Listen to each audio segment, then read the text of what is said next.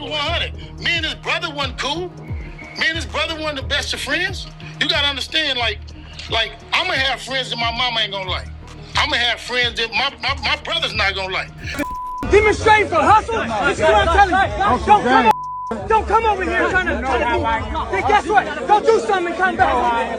Go get cracking and come back. That's what I said, bro. The way Blacc Sam conducted himself that day kind of reminded us of what Nipsey was doing on the day that he died. Because that would have been the wrong person. Something definitely would have happened. And what was crazy about it, Sam was gonna be there for a while. So a dude actually had time to leave, prep, set up, mount up. Blacc Sam has always been the type to stand on business and never fold, even in the face of the Rollin 60s or their boss Big U. But that unwavering stance might have landed him squarely on their radar. See, even though Big U is currently locked up, that doesn't mean the streets are any safer. He's been accused of several serious crimes, including murder. One case is the killing of his own artist, Rayshawn, reportedly over a diss. And then there's the long-standing rumor that he was involved in Nipsey Hussle's death. They do say that part of the investigation involves the murder of another young rapper back in Las Vegas. Known that the murder was over, are you ready for this? A diss. That he had written something in a song supposedly talking bad about Big U, and that is why he ended up getting murdered. If Big U is capable of doing that to his own people, what do you think he might do to those who've been speaking out or exposing him? The very ones who might have helped bring him down. It's not far-fetched to think the Rollin 60s could be getting ready to unleash some chaos on anyone they see as a threat. And high up on that list is probably Blacc Sam. He's been consistently standing up against Big U and his circle. Truth is, Blacc Sam doesn't mess with Big U at all. And even Big U himself admitted that. I'm gonna keep it 100. Me and his brother wasn't cool. Me and his brother wasn't the best of friends. You gotta understand, like I'm gonna have friends that my mama ain't gonna like. I'm gonna have friends that my brother's not gonna like. Even during that short-lived peace between Nipsey and Big U, Sam didn't budge. He made it known he didn't trust Big U, didn't want him around, and always stayed solid for his brother. One major example was when Nipsey dropped You Don't Got a Clue. As soon as Big U heard the track, he and some of his people allegedly pulled up on Nipsey to confront him. But they didn't just want to check him, they wanted to discipline him, and in street terms that meant something serious. Nipsey dissed, right? And he was like, hey, cuz, is this song about me? So Nipsey stood up or whatever and was like, yeah. They supposedly planned to take him away for a DP, disciplinary action. But before things could go any further, Blacc Sam stepped in. Blacc Sam stood his ground and told Big U straight up, Nipsey wasn't going anywhere with them. Then there was another incident where Big U confronted Nipsey and it turned into a full-blown fight. According to sources, Big U actually got the upper hand and beat Nipsey down. But before things could go any further, Blacc Sam ran inside, grabbed a pistol and fired a warning shot in the air to break things up. Big U knocked Nipsey out. Blacc Sam comes out, fires 3-4 shots in the air. He's fresh out the penitentiary. Police sitting right across the street, they see it. They come in, they arrest everybody. And even after his brother was killed, by the very same people, Blacc Sam hasn't changed his stance one bit. In fact, he seems even more fearless, standing on business and protecting Nipsey's legacy at all costs. Nipsey wasn't just his little brother, he was like his other half. Sam always had Nip's back, and Nip always had Sam's. Sadly, on the day Nipsey was killed, Blacc Sam wasn't there. A heartbreaking video later came out showing Sam trying to save Nipsey's life with his own hands. Ever since then, Sam has stood even stronger, making sure nobody disrespects his brother's name. So seeing Snoop Dogg hanging around Big U has likely made Sam question everything. At this point, it wouldn't be surprising if Blacc Sam no longer sees Snoop Dogg the same way. Just like he's called out others who disrespected Nip's name, he may now put Snoop in that same category. A perfect example of this happened at the grand opening of Marathon Burger in Los Angeles, a restaurant Blacc Sam opened to honor Nipsey. That day, he got into a heated argument with West Blvd Crip Rocstar2800.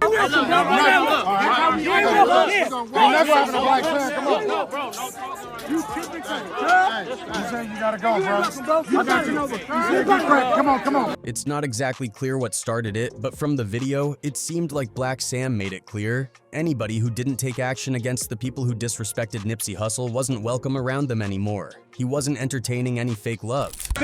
Demonstrate for hustle. This is what I'm telling you. Don't come Don't come over here trying to then guess what? Go do something and come back. Go get cracking and come back. That's what I said, bro. Even when Rockstar tried to defend himself, Blacc Sam wasn't having it. He sent him on his way right then and there. Ain't nobody disrespected, bro, in my prison. I'm talking on the internet. When you see him, that internet shit is weak, bro. When you see him get cracked, when you see him get cracked, and it didn't stop there. Another person who got pressed by Blacc Sam was Blacc Baby, who to this day remains friends with Eric Holder, the man who shot and killed Nipsey. Blacc Sam confronted him about it, making it known that keeping ties with Nipsey's killer wasn't going to slide. Me and Sam had a disagreement. I mean, was it because of the thing? Yeah, that's why I said over the obvious. You know what it was over. Like, basically, it was like, you rocking with him? Like, you rocking with him? I'm rocking with my brother. And we, you know, it really wasn't no words at first. It was all action. According to Blacc Baby, even though he doesn't agree with what Eric Holder did, he still considers him a friend because Holder once saved his life. And it's like, I'm rocking with him. What you want me to say? I'm rocking with cuz, like, saved my life before. I ain't rocking with him over that what he did. But in a wild twist of fate, Blacc Baby himself is now in custody, alongside Big U. Blacc Sam has also subtly hinted at the possibility that Big U may have had something to do with his brother's death. One thing Blacc Sam said during an interview with Big Boy TV out was how there were big politics involved with certain people. But there was a lot of big politics getting into it with certain people. He even mentioned how Nipsey had brought DJ Khaled to the hood, which turned into a major issue. Nipsey had linked up with DJ Khaled and John Legend for the song Higher and planned to shoot the music video in the 60s. But as the story goes, as soon as Big U heard about it, things took a turn. Allegedly, he sent a gang of Rollin 60s members to press Nipsey about it. But Nipsey, being who he was, stood his ground. Blacc Sam didn't mention Big U by name, but everybody knew exactly who he was talking about. Big U always had a problem with artists coming into the hood without checking in. And Nipsey wasn't trying to play that game. Nipsey always had a bigger vision. He wanted to unite the community. He wanted to bring Bloods and Crips together and work towards something bigger than gang politics. That's why he worked with YG, an active Blood, to show that unity was possible. But that went against Big U's vision, and it made Nipsey a target. What about like YG and Mustard? My homies, man. Shout out to YG and Mustard. We clicked up in LA. We got a movement. YG can come to our hood. He's a Blood. He's from Pyro. He can come to the 60s. I can go over there. I've been over there with my jewelry on and being myself, and they, you know, they respect it. They love it. I was unheard of. You couldn't do that. You know, so it's different right now. Blacc Sam standing on business against a group as dangerous as the Rollin 60s is no doubt a bold move, but it's got some people genuinely concerned about how risky it might be for him in the long run. Take the altercation he had with Rockstar, for example. Folks have pointed out how that situation could have gone left real quick. The way Blacc Sam conducted himself that day kind of reminded us of what Nipsey was doing on the day that he died. At a public location, at a retail spot, that he's not welcome there and embarrassing him in front of other people. If Rockstar had been more reckless or unhinged, it could have turned into something way more chaotic on the spot. Because that would have been the wrong person. Something definitely would have happened. And what was crazy about it, Sam was gonna be there for a while. So a dude actually had time to leave, prep, set up, mount up. Let's not forget, the Rollin 60s have been tied to numerous deaths over the years, including people who were close friends of both Nipsey Hussle and Blacc Sam. An example is Stephen Giles' Fats Donaldson. Fats was Nipsey's childhood friend and was like a brother to Nipsey. In 2017, he was killed in a drive-by shooting, and rumor has it Big U had something to do with it. The story goes that Fats confronted Big U for pressing Nipsey, and just a week after that incident, Fats was gone. Big U tried to take off on Nip, and Fats took off on Big U and set him on his pockets in front of everybody. A week later, Fats was out of here. Another person close to Nipsey Hussle who ended up being killed by the Rollin 60s was Lil Eddie Boy. Eddie was also a member of the Rollin 60s and had a falling out with another 60s member named Dharmer in September 2008. The two of them got into a fight in front of several other Rollin 60s, and it's believed that Nipsey Hussle was even there when it happened. During the fight, Eddie Boy punched Dharmer hard and basically won the fight, but Dharmer couldn't handle the loss. He took it personally and wanted to get back at Eddie. A few weeks later, on October 6, 2008, Dharmer reached out to another Rollin 60s member named Tiny Turtle and asked for help in killing Eddie Boy. Tiny Turtle agreed to go along with the plan. Later, the two of them found Eddie Boy sitting in a parked car with a woman near 63rd and Crenshaw. Tiny Turtle pulled his car up next to theirs and Dharmer jumped out with a gun. He opened fire on Eddie Boy and the woman, shooting them both multiple times. Once the shooting was done, Dharmer got back in the car with Tiny Turtle, and they sped off. When LAPD arrived at the scene, they found Eddie Boy's car shot up, and both he and the woman were dead inside. They had each been shot 4 times, and police found 11 shell casings at the scene. At the time, they had no suspects. It wasn't until 5 years later, when Tiny Turtle was arrested for a different murder he and Dharmer were involved in, that the truth came out. During that investigation, both men confessed to killing Eddie Boy. Eventually, they were both sentenced. Tiny Turtle got life without the possibility of parole, and Dharmer got 2 life terms plus another 100 years to life. Another person was Sandman Negus. Sandman was a first-generation Eritrean American who grew up deep in the dime block section of the Rollin 60s territory. His family and Nipsey's family were close. In fact, their parents knew each other well, so Sandman and Nipsey had known each other since they were kids. Me and Sandman, we bros on many levels. Cut from the turf, day one. Cut from back home, same place I'm from, we got the same ethnicity. Oh yeah, tell us about that. Yeah, nah, you know, we descend from East Africa. That's where our family come from, our folks come from. Even though Sandman wasn't officially jumped into the set, he was respected as an honorary member because he was from the neighborhood and was embraced by the people there. He worked at his family's gas station, a place known in the area as Club Shell, where a lot of 60s used to hang out. Before Nipsey got his full push from Big U and the Unique Music Entertainment label, Sandman was actually the first artist that Big U was developing. He had talent and was beginning to gain attention for his music. Sandman Negus, coming at you. Got next. No, you got now. But before long, things took a dark turn. One night after leaving the studio and dropping a friend off, Sandman was ambushed in traffic. He was shot through the front windshield of his car, hit 9 times in total. Bullets tore through his colon, liver, both lungs, his shoulders, neck, and more. Somehow he survived, though he was in a coma for 26 days and had to go through 8 surgeries just to recover.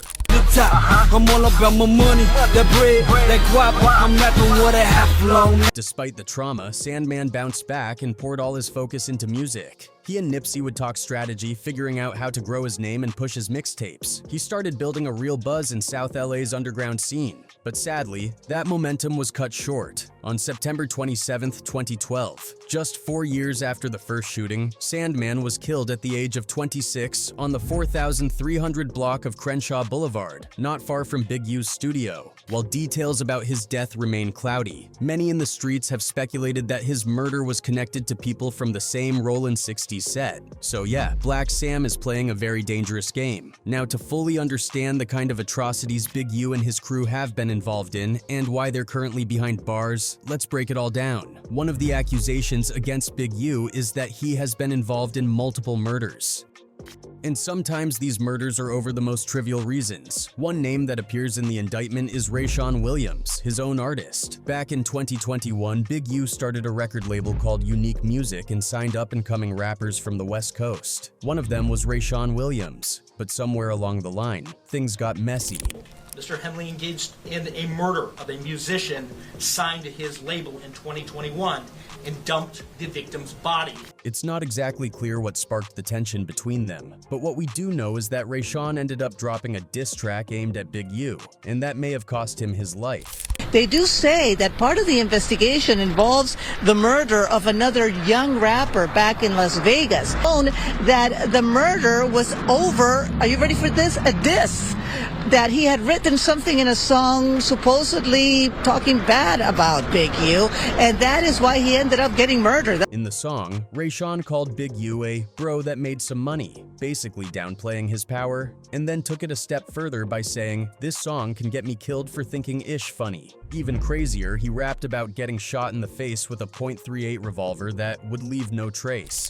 Referring to Big U as bro that makes some money, and that unnamed rapper may get shot in the face for thinking that his use of the studio and representation by Unique Music is funny. 5 days after dropping the track, Las Vegas police found his body in a ditch. He had been shot in the face with a revolver, and the cops think Big U is the one who pulled the trigger. But the track was eerie given what happened next. Just days later, the rapper was shot in the face. And here's where it gets even darker. Big U had known Rayshawn since he was a kid. He was actually his football coach back in the day. But that history didn't stop him from allegedly setting him up. According to court documents, Big U's label, Unique Music, flew Rayshawn from California to Las Vegas in January 2021. They put him up in an Airbnb, and he was supposed to spend the week recording new music at the studio. But when Rayshawn missed one of the sessions, Big U and his right-hand man Sylvester Robinson drove out to Vegas to check on him. When they pulled up to the Airbnb, they asked Rayshawn why he didn't go to the studio, and he told them he didn't have a ride. The next day, Rayshawn, Big U, and Sylvester Robinson finally made it to the studio together.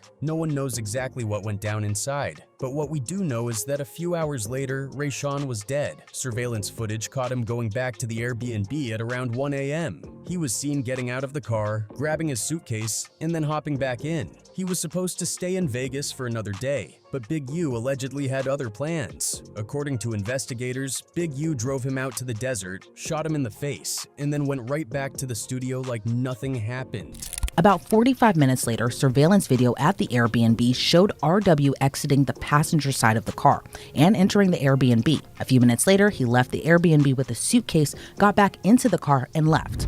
RW wasn't seen again.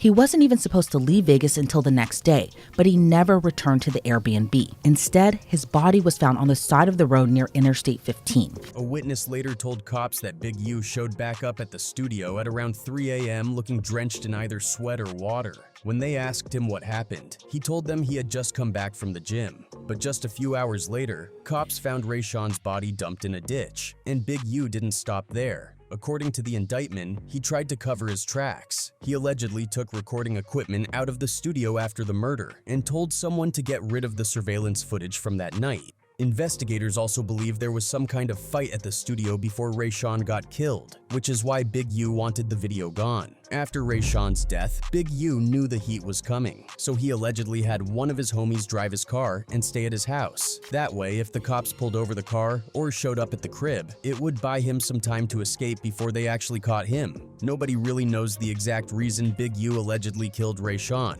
but this murder is what put him on the FBI's radar. Just a month after Rayshawn's death, the feds officially launched an investigation into Big U Enterprise. In March 2025, Big U and 18 other Crips got hit with RICO charges. When the news first broke, the cops didn't have Big U in custody yet and thought he might try to flee since he was the leader of the whole operation. Witnesses told detectives an associate of Big U removed the video recording equipment from the studio a few days after the homicide, including video that would have shown RW and Big U at the studio before he was murdered. A lot of the people in the indictment are affiliated with the Rollin 60s Crips, but Big U had his own thing going, something he called Big U Enterprise. On the surface, Big U Enterprise looked like a legit business. He had his own charity and a record label, making it seem like he was giving back to the community and helping artists from the West Coast blow up. He has maintained the image of an entertainment industry entrepreneur running a music label and of somebody who gives back to the community here in Los Angeles, funding a South LA-based charity. But according to the cops, it was all a front. They say Big U Enterprise was actually a mafia-style organization he used to run his crew, extort people, and silence anyone who crossed him. One of the prosecutors even went as far as to call him a murderer, a thief, a liar, and a cheater. The facts alleged in the complaint paint a very different picture. It is one of a murderer, a thief, a liar, and a cheat, and the criminals that enabled him. Turns out NBA stars Draymond Green and Shaquille O'Neal were caught up in the mess as well. Both athletes had donated $20,000 to Big U's nonprofit, Developing Options, thinking they were supporting youth programs in LA. Instead, prosecutors alleged that Big U was siphoning money into his own pockets. Big U's organization was also heavily involved with the city's Gang Reduction and Youth Development GRID program, which is meant to steer young people away from crime. Between 2018 and 2023, Developing Options reportedly raked in a total of $2.35 million from the city, with Big U allegedly paying himself hundreds of thousands of dollars from the funds. This has raised serious concerns about just how much of that money was actually used for helping the community versus lining his own pockets. Right before turning himself in, Big U took to Instagram hinting that his downfall was orchestrated by none other than Wack 100. He claimed Wack had played a role in getting the feds to come down on him, though he didn't provide any solid proof. Even with the storm of allegations against him, Big U doubled down on his stance that he was all about uplifting the community. If convicted on all charges, Big U could be looking at life behind bars in federal prison.